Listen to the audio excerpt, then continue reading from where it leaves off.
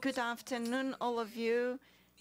It is a great pleasure to be mediating this panel on education. It's a topic that is always present since the beginning of Social Good Brazil, and it's interesting because since the very beginning, when we thought about the strength of innovation and new technologies for social change, education naturally would be the greatest opportunity to contribute for technology and innovation to bring real impact to Brazil. But unfortunately, at each edition of Social Good Brazil, we don't have many cases to share. And that's why we put together this team of people here, fully qualified to discuss. And they can tell us to say that nowadays the innovation and technology is impacting in a consistent fashion the quality of the public education in Brazil. I'm going to start with the bad news. The last World Economic Forum report showed that between 144 nations, they ranked the nations that are using technology, digital culture to improve people's quality of life and promote sustainable growth in these countries. And Brazil is in the number 63 in 144 country, even though it is the 7th largest country in terms of connection.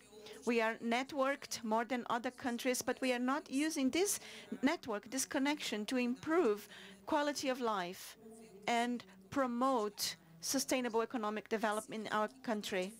In this ranking, when we talk about education, Brazil goes down to number 106 position.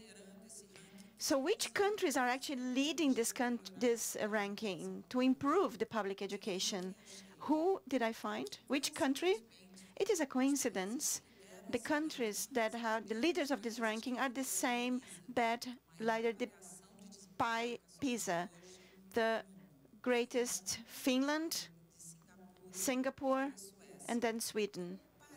So it seems that there is a connection between technology innovation on education and the quality of the learning that these educational systems are bringing. The question I put here to the entire panel, is this true? Do we have cases that show that innovation and education are contributing to the improvement of education? So I'd like Mila to start answering this question, and then we can ask the other ladies to share. Good afternoon. I am more optimist. I would like you to look at the half full glass. Brazil does have progresses. There is a lot of room for improvement for sure. But when we come closer to these countries that you've mentioned here, and I can say that our foundation is coming closer to them because we are part of a team, GELP, which is the Global Educational Leaders Program, and puts together countries to discuss this 3.0 education, what is the role of technology, the challenges these countries have. And we can see that many countries that are the top ones or 5 top ones, they are reviewing, is it important to be number 1 of PISA? And I learned this from the minister from Australia, people from Finland, and from Korea. And why? Of course, PISA is an international that it's a great evaluation, but we know that they don't assess all the competencies that we value in the 21st century. For example, creativity, autonomy, safety, security, safety. And some studies show that students from Korea, many of them have low self-esteem and good results in PISA. So we have to take these assessments into account, but we need to look at the good experiences we have in Brazil, and we need to keep in mind that we have a lot to do. So some good experiences, I listed a few, And the case here of Santa Catarina, of putting together this innovation and educational cluster, is a good case for public impact, public policy impact. Another case of success is the case in the city of Recife. We can explore this more and communicate this to the world, not only looking at the cases of success we have abroad in platforms of using of success cases. And we have Flavia from Lemann here, and she brought this to Brazil. Khan Academy is a great success here in Brazil. We do have children that learn more using this platform. We have Geeky example, which is another good Brazilian platform, fantastic platform, and we can actually be managing to have positive results. The NAME students, we have the educational game Olympics from Exmile, from Porto Alegre, from Florianopolis. I think that we do have good cases in Brazil, and we need to foster this innovation ecosystem here in Brazil. Otherwise, we'll be left behind, because technological platforms are here to stay, and if we don't use this space, we will be invaded by the international platforms. We need to use this space of developing technologies here, domestic development. Otherwise, we're going to start using international platforms.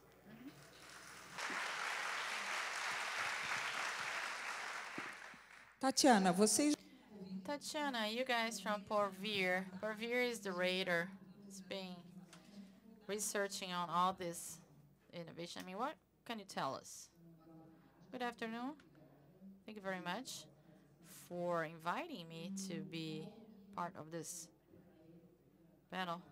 And a little bit of what I prepared to talk about here. It's a little bit of a conclusion of this mapping that we do at Porvir. We produced a document. It's by Inspirare. Inspirare is an institute that Porvir is part of.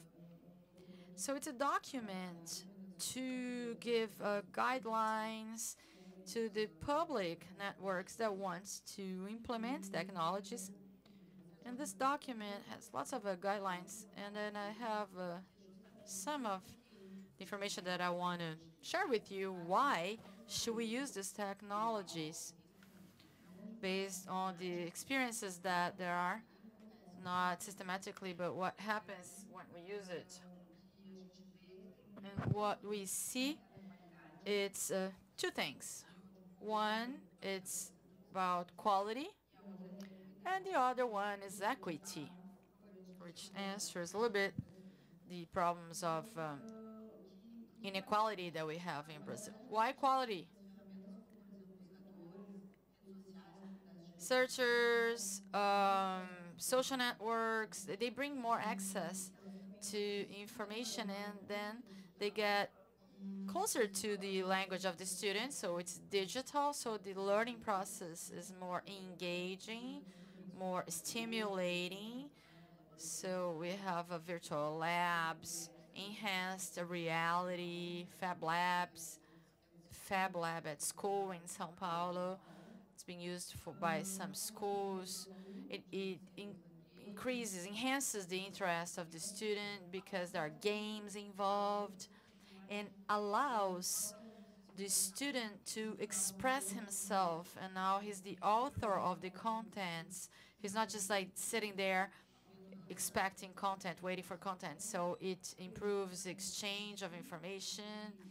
It makes people learn differently. The learning process of everybody is different. So there are adaptive platforms, Geek, Cuff, which is adaptive.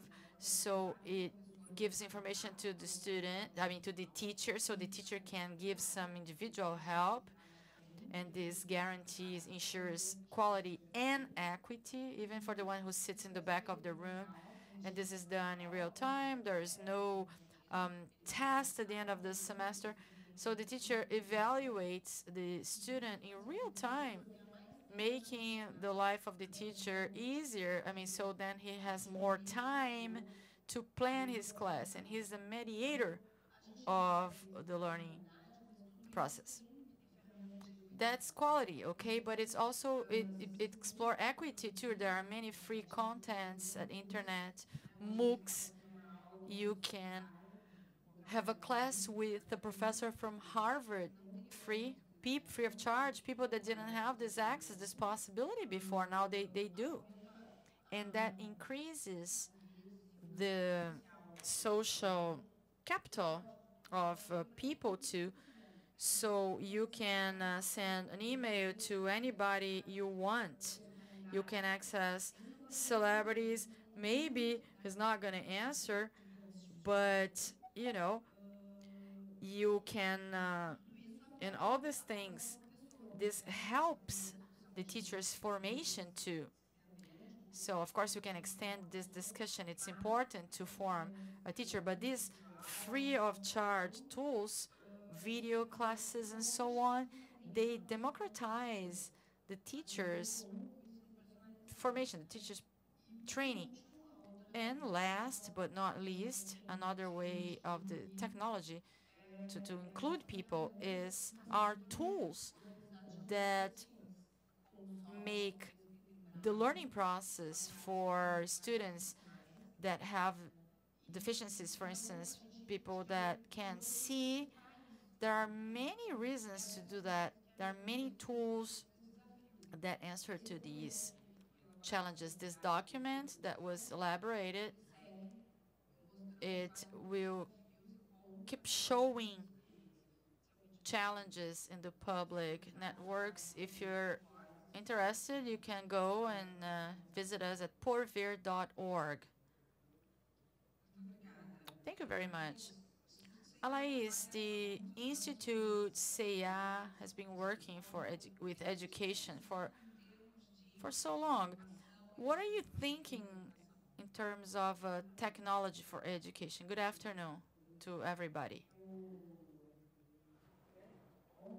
Yesterday, I was supposed to speak about the Institute CIA here in the beginning, the opening of. We have been together with Social Good since the launching, since its first issue. We were here, but we just didn't participate yesterday. Institute CIA, it's there.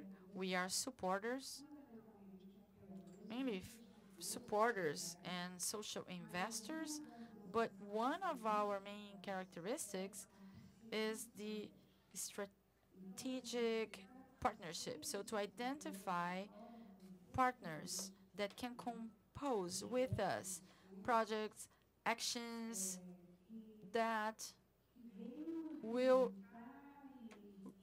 result in social impact. So we're always focused on that. And the Institute has always concerned on technology, but primarily, I remember from Martinelli in 1995 supporting the first, I think the first lab of Rodrigo Baggio in Morro Santa Marta, installing computers. Imagine, 1995, computer was a new animal. Nobody knew computers back then.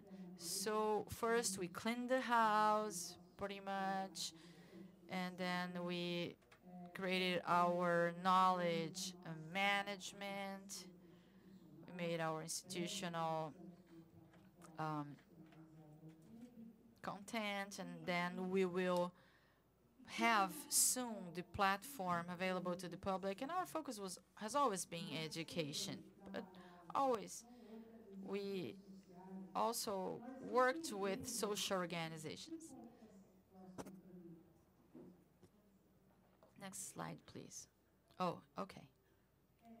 Yeah, we understand that from the beginning of the Instituto CIA, that before working, taking all the tools and everything, art crafts, we were supposed to see the concept, because we work with organizations in every state of Brazil, and we face difficulties. People are like, look, I want to send you an email, and the person says, no, but I can only answer tomorrow when the secretary is here to open the computer. I mean, sometimes we really face things like that. Even the language is different. They don't understand what we're talking about. So we have such a background, you know. So we now establish partnerships and relationships. We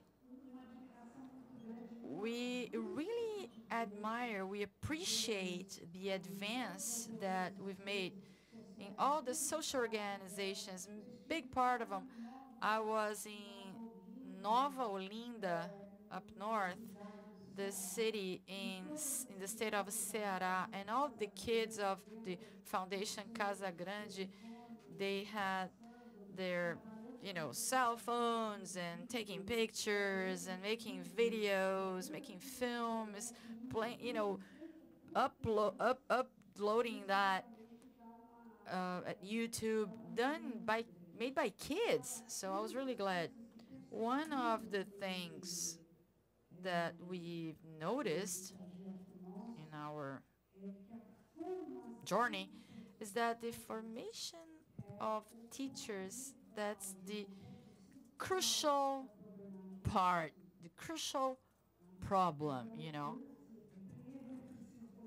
So first of all, you have to put the computer in the hands of the teachers.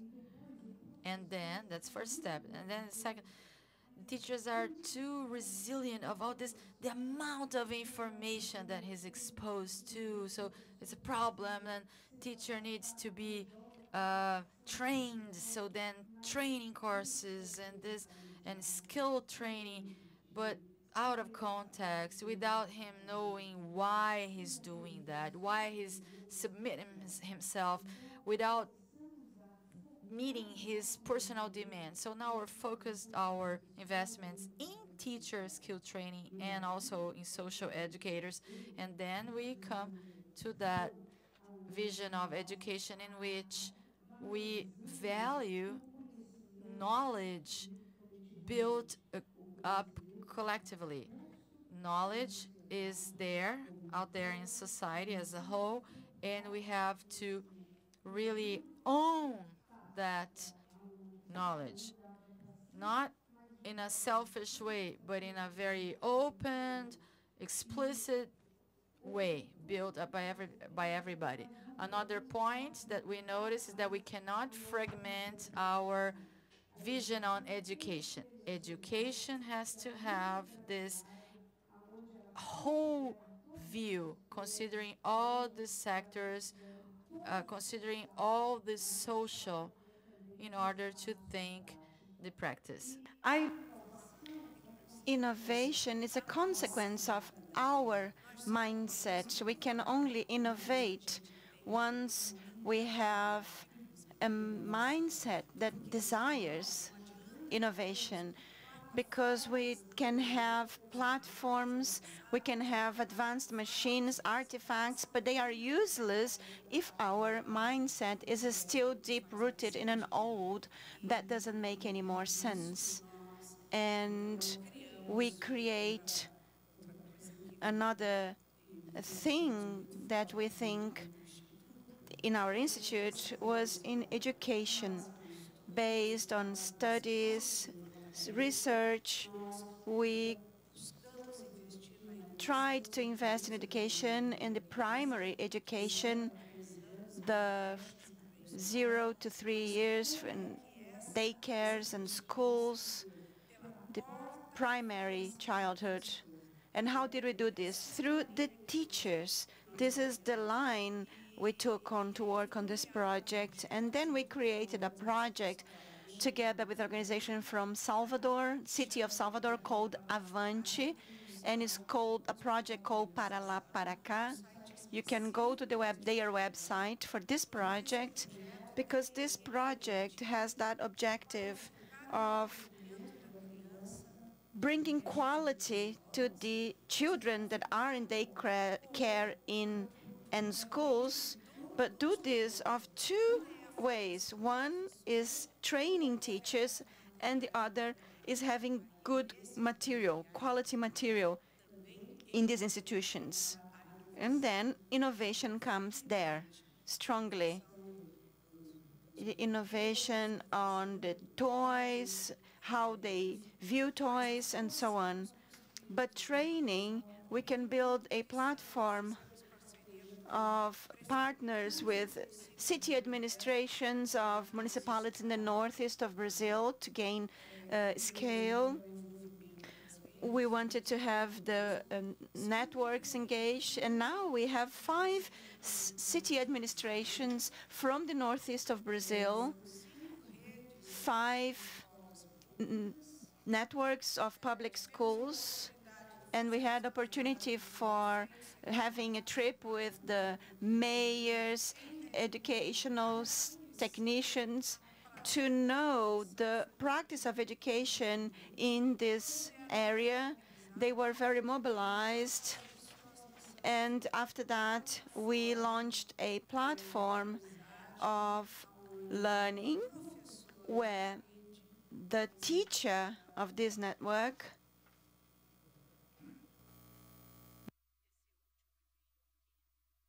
this last one, these are the strategic partnerships with the city administrations. This platform, it's a platform that we call a constructive platform, where the teachers involved together with the mediators, assessors, assistants, other teachers develop their work. And I also put there 7,070 visits, because this platform was inaugurated in October 15th. And I think it was interesting that 3,071 access were done during the night. And this proves the work of the teacher, that on a daily basis they are working, and at night he goes on such platform to do their lesson planning, because this is an interactive platform. And the results are, if we think about education quality, are in large scale already, and we want to go into that direction. Thank you, Flavia. Fundação Lemann was one of the first foundations to invest in this area of entrepreneurs and innovators for education. What are the lessons learned? What are you learning with this work? Thank you, Lucia. Before talking about the experiences, I'm going to very quickly talk why the Lemann Foundation believes in this, improving education in Brazil. So I have these 2 graphs that bring the 5th and 9th grade. I brought the maths example, but Portuguese language will be very similar. The green area here in the graph, the one on the left, is the 5th year. The green area are the people that had a proficient level in the Brazil test, 2007, 9, and 11. And then we see the same thing for the 9th year of primary education. It's an important pattern here. It is improving. So we see that every 2 years there is an improvement. However, we can see that the 5th year are much better than the 9th year. And this goes on when we look into high school. What happens? Why?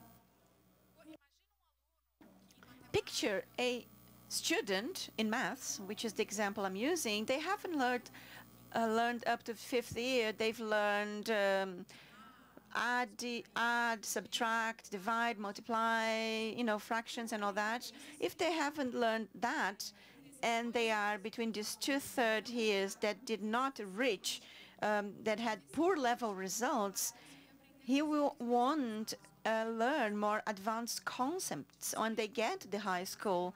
He won't be able to perform equations, solving equations. Can imagine trigonometry and, PG and so on. So geometric progression and so on. So imagine without, if they are poor in 1 year, it will be the top of their basic in the next year. So by the end of 2011, 2/3 of students are not in the basic level in the 5th year, and on the 9th year, 90% are not there. So when we look at the high school, this results even worse. 40% of the students that join high school, they drop off before, they drop out, I mean. And there is another difference which is really concerning. It's dropping. It's dropping. The results are really dropping. So innovation is very important, not only to improve the level of education to everyone, but also to rescue these students that could not get to appropriate level in the year they should be there. That's why we believe so much in innovation. What innovation enables? It enables that a student that did not learn to add, multiply up to the 5th year, when they get to the 5th year, in the 9th year, they can use a platform, an adaptive platform, where they can go there and learn what they need at their own pace. This is very important. I brought here 2 examples that I'm going to share with you quickly. 2 examples with the Telefônica partnership. One is CADM Academy, and the other one is a programming initiative. CAM Academy is the greatest site, greatest math platform in the world. Here in Brazil, we opened the platform now in the beginning of 2014. We have 1 million users, the platform, and we implement this project in the public schools. We reached 50,000 students in 2014 now, and we trained around 3,000 teachers and coordinators in over 44 municipalities. So if we look at using this site, since it's an open, free of charge platform, over 1,000 municipalities had access to this platform. Within this project, we have seen very good results. Coming now to the discussion here. Result of impact. We don't have in the entire world for these technologies, but we see that, what the teachers share and the data we have from schools, we see great improvements. Teachers tell us that their students have improved at least 3 points in their grade from 0 to 10 scale. And it's very interesting to see example of students that were behind, like they have a grade 2, 3. They really are improving and come up to have satisfactory grades of 6 and 7. This helps not only in cognitive improvement, but also social-emotional improvements, like self-confidence. No, teacher, I won't learn, I'm stupid. But now they can learn, they use a platform, and with their own effort, they can improve. I am going to finish here, my time is up. But this is just a screen showing how the platform works. This is a lesson, how they do this in the United States, how technology enables you to change completely the environment of the classroom. And in Brazil, this is an example from Ferragem Vasconcelos. Technology in the classroom will end with collaboration, and we can see actually the opposite. It's bringing more collaboration into the classroom. And in regards to programming, it's a new project we brought here together with the Telefônica Foundation, and I want to bring more programming into Brazil for public schools, because programming is very important not only for the labor market, but it's important to improve their social-emotional improvements, the logical reasoning, mathematical reasoning, in a fun way, very connected to the real world, which is one of the issues that we have. You know, the young people especially miss in the traditional school. Thank you. Thank you, Flavia. Indeed, we can see examples of how technology and innovation are bringing impact, great impact to Brazil. But if we get the economic sectors, perhaps this is the most resistant to adopt new technologies and innovation. I want to listen a little bit of what you think about this, the reasons for this resistance. But here in Santa Catarina, as Mila mentioned, we have interesting experience to discuss education and face the greatest problems in education, not only the traditional audience, you know, like people from the educational department and teachers and university teachers, but also bring the entrepreneurs. And we can see several examples here. Entrepreneurs that are willing to place their knowledge, their experience, their entrepreneurship to try to solve these problems in education. So since last year, we started with this innovation education cluster, inviting CAT, the technology association from this state, to sit with us with partnerships from the university, from the system, from the industry federation, to try to find a way, find an ecosystem which is possible to create an environment where innovation for education can be generated, but mainly incorporated to the public educational system. Surprising data we found here in Santa Catarina, and we mapped 180 companies that produced innovative solutions for education, and these companies were not selling for the educational system of this state. So we know that there are technologies for education that are not bringing benefits to this state, this of Santa Catarina, in this state. So in your opinion, what brings this resistance and the time it takes to incorporate this in the public educational systems? Mila. I think there are some factors. We have some barriers.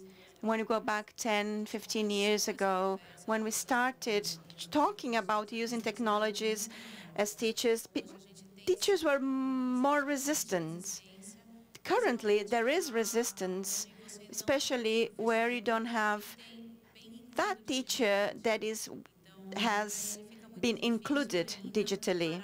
So for that teacher, it's even more difficult to stop and think, how can I use this technology within my classroom? So the teachers need to be exposed to innovative models in their training, their online training, then they will be able to do this. If it's good for me, if I can learn online, my student can also do that. So this factor can really minimize this resistance. Another thing we've been seeing in our projects at our foundation is that teachers do want information. They demand information. When we open courses, they fill up quickly. They seek information. They go and take these courses during their free time. They want to invest in their training. So when we offer quality information, because long-distance learning is not only a text and a forum, we need to offer processes that are stimulating, encouraging for these teachers. And there is the issue about we don't have an infrastructure which is appropriate to use technology. So it's very difficult for the teacher to plan that they want to use technology or a certain device or platform, and then they they come to labs that are very old-fashioned, that are they don't work properly, they lack maintenance. So we also have this vision that the student cannot bring their own device to the school. We have not gone into this wave of bring your own device that several countries have already adopted, where the student cell phone is already used. So while we are still thinking that the technology we're going to use at school is what is using into the computing lab, it will be very difficult to overcome the situation where we are. These are important points, I think. I think that it's not only one factor. Let me add a few more. I'd like to add one at least, that it's very conceptual in regards to the role of the teacher. Traditionally, the classroom is teacher-centered. The teacher has the knowledge, and they pass this knowledge on, and he demands the students to have learned that knowledge. And when the students on certain topics or skills, they have more knowledge, or it's easier for them to learn about certain topics, this teacher feels insecure, because occasionally a student will know more than them. They will know how to deal with innovation technology more. They lose this power that they think that they have. They don't need to lose the power. They can transform this power and reinvent their role to make learning much more significant and pleasurable. But this change makes teachers to become insecure. So there is this is a resistance factor to this kind of change. And another thing just popped into my mind right now. I remember the two statements from teachers. We have a channel where they report their experiences of innovation, teachers that are innovating using technologies, and they report to us. And I remember now two statements that they actually said. One of them is, a student said, well, very different from other professions, the act of teaching is very lonely. The teacher is in a classroom alone. They went through their training process, they do their extended training, but in the classroom they are on their own. They decide by themselves in real time. They are the owners of that. And at the same time, that we have this feeling of having power because you are a teacher, it brings a lot of responsibility with that. And if they know how to do in a way, and have always done in that way, and it worked, reinventing that, doing it in a different manner, takes them out of their comfort zone. There is a teacher that she gave a report about programming with her students, and she asked the students to bring their own cell phones and so on. It's great what she shared, but she said how she started doing this, and she realized that the students fell in love with this process in her classroom, but at the same time she shares, I was very afraid, a lot of fear in the middle of the process. I didn't know what was going to happen. I was experimenting with something that I did not know if the students would like and would learn, and if it was right. So she said, well, but let's do it. I'm going to go on because I can see people that have done this before. And then she said, in the end, it was great results. She learned a lot. The students learned a lot. But she shares this feeling of, oh, my goodness me, what now? Remember Reinhold yesterday saying that creativity is the other face of fear because they always walk together. Alais, fast.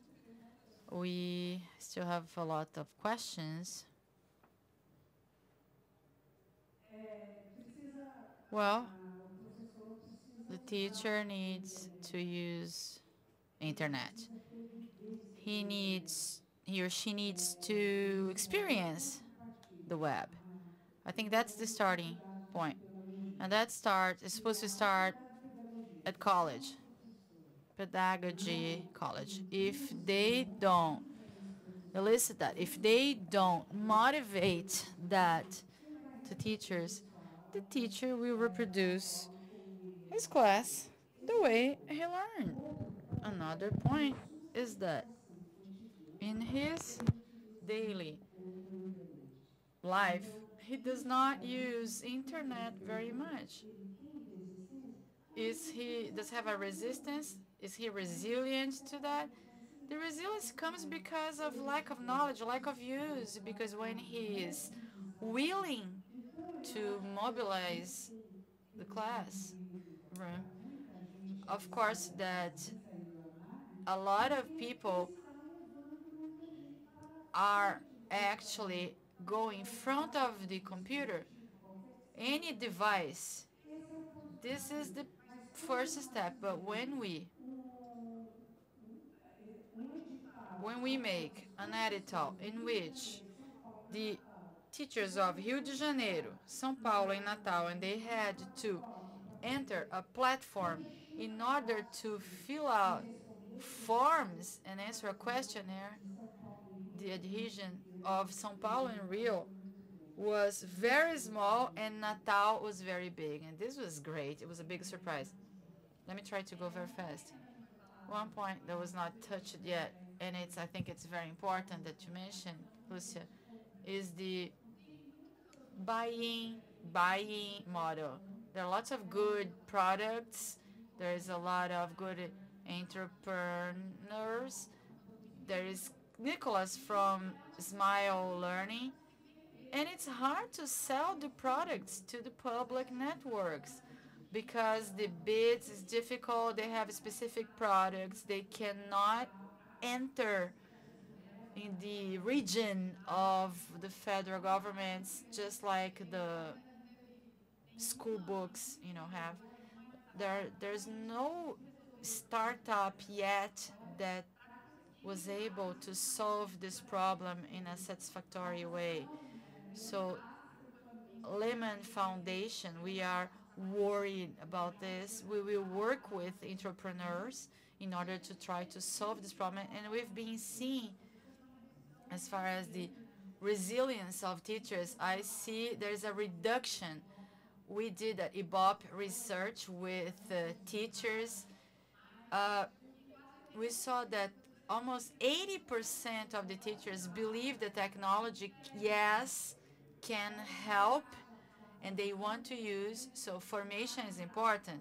Teachers should be ready to use, yes, but we believe that the resilience is already being broken, and I believe that the foundation, our role, Fundação, Lemann, CIA, Instituto, and Telefônica, I think that we should start giving them free products, programming, so then we can enter because we're free of cost, free of charge, and then we really pay for the formation, everything, and then the schools and the teachers, they can see value in our tools and the tools that we offer. And so they can prepare their infrastructure better with our support, so then they can bring other products that are good too. Geek, for instance, is so nice. So I think we are in the right way. We have to work together, and I think the role of foundations will be very important.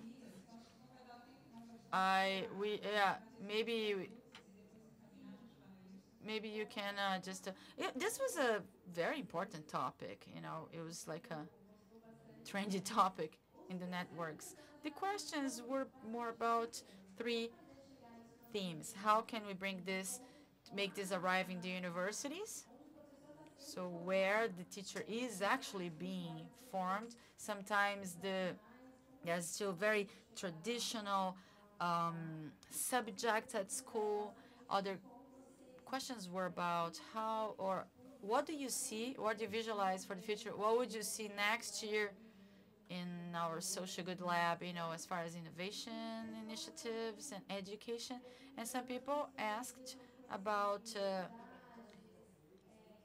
knowledge management in universities. Other people asked about programming. How can you teach kids to program, if there are some initiatives on that? So this is pretty much a compact, summary. This topic generated a lot of conversation online. So during the break, Itaú is offering a hangout, and there will be some questions will be selected, and the speakers will be online. So please participate, because we're taking this conversation in the hangout. Thank you very much, everybody. Education is a topic that will be part of Social Good Brazil, because more than anything, we believe that education and technology innovation technology should be used to improve our lives, not only the life of citizens, but the life of our country. Our future and our present depend on good quality education, so it's very appropriate, it's very useful to use all the tools that we have in our hands to make that happen. Thank you very much. And in next Social Good, we'll be talking about education again. Thank you very much.